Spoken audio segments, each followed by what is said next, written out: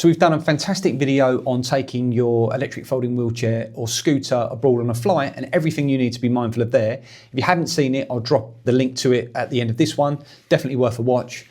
But today's focus is really going to be about taking your electric folding wheelchair or scooter onto public transport and all of the little tips and tricks that you need to be mindful of. So we're going to be covering buses, trains and cabs. On the train points and on the cab points, there's a couple of really good little tips there, so watch out for those and we'll get on with the video. So you may have seen on our previous videos, we do emphasize that a little bit of planning can really make things a lot more seamless. So again, that's the same recommendation here. We're not talking hours and hours of research, literally 20 minutes online or a quick phone call. But we'll get into some of the details of that as we go along. So we'll start with buses. The good news is most service providers these days offer wheelchair access, but we recommend taking a quick look online at the route that you're looking to take. They'll confirm on there whether it's something that they support. If they do support wheelchair access, it's a straightforward process. Effectively, the bus will come into the stop. The driver will deploy an automated ramp that will come out the side of the bus to the pavement. It'll be a nice slow gradient slope. And then effectively you ride the electric wheelchair or scooter into the bus.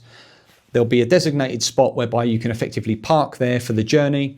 And then when you get to your destination, it's exactly the same in reverse. The driver will extend the ramp out and you'll drive off the bus onto the curb. So it's quite straightforward. Main thing is just check the route that you're looking to take offers that service. If they do, again, it's straightforward. So onto trains now, and again, the internet is your best friend. So you need to plan your trip, where you're looking to go from and to, and then from there, you can then do a quick internet search to see what train service providers are operating in that area. There could be a couple to pick from. And then from there, you then look to see, do they offer access, wheelchair access, scooter access, things like that. For overground stations, effectively, if they do support it, they'll have ramps that will enable you to get to the platform. If it's an underground service and they support wheelchair access, it will be lifts from the street side down to the platforms that are underground. So look online and they'll be able to confirm that. So the next part is, now you're on the platform, you need to get access to the train itself or on board the train.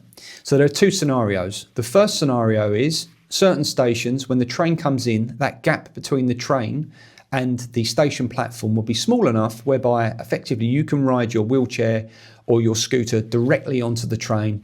You don't need any assistance. The second scenario is the gap will be too large. And in those instances, you're going to need some help. So there'll be station attendants walking around. You just need to get the attention of one of those, let them know you're looking to board the train. They'll take you to an area on the platform whereby they'll have a designated ramp. The train will come in. The attendant will deploy the ramp for you, help you onto the train, and then you're good to go. They'll also ask you where you're looking to offboard at, what station you're looking to go to and then looking to be getting off of the train. And the reason they ask this is they will radio ahead to an attendant there to be waiting for you, ready to help you if you need help getting off the train. And that's the bit that can catch people out, is that they'll arrive at a train station, they'll see that gap is small enough whereby they don't need any assistance. They'll jump on a train and then 3 stops later, they're looking to get off the train. And then at that next station, that gap's too wide and they need assistance. So unless you're familiar with the train line, i.e. you understand what the situation is going to be like on the exit station, we would always recommend speaking to an attendant, even if you can get on yourself, because they'll radio ahead and make sure that someone's waiting for you at the next station that you're not familiar with, that you may need assistance on. And lastly, cabs. And this should be really straightforward and easy, but it's often not. And the reason is normally a misunderstanding at the cab office. So as soon as you phone up and you say that you've got a wheelchair, they're conjuring up in their mind a classic large wheelchair that doesn't fold, it's heavy, it's bulky. How is that going to fit in the cab? How's the driver going to be able to work around that? And that's when they typically push back. So you need to advise them that you've got an electric folding wheelchair or scooter. They fold down to the size of a travel suitcase that a typical family would take to an airport, and these cab drivers are taking all the time. So the size is not an issue. And then the weight side of things is, again, those travel suitcases are around up to 25, 30 kilos. Your wheelchair will often be around that weight or half that weight, depending if you've got an ultralight wheelchair. So the weight isn't going to be an issue. So you just need to describe to them and make them understand exactly what they're picking up.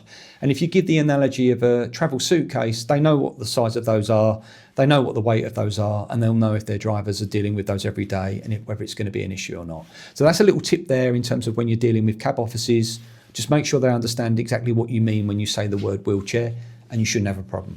So that's it. I hope this video has been helpful. That's the main idea of these videos. I'll pop a link up here for the video about taking an electric wheelchair or scooter to an airport that I mentioned before. If you've got any comments or ideas for videos, drop them in the comments below. I'll catch you in the next one.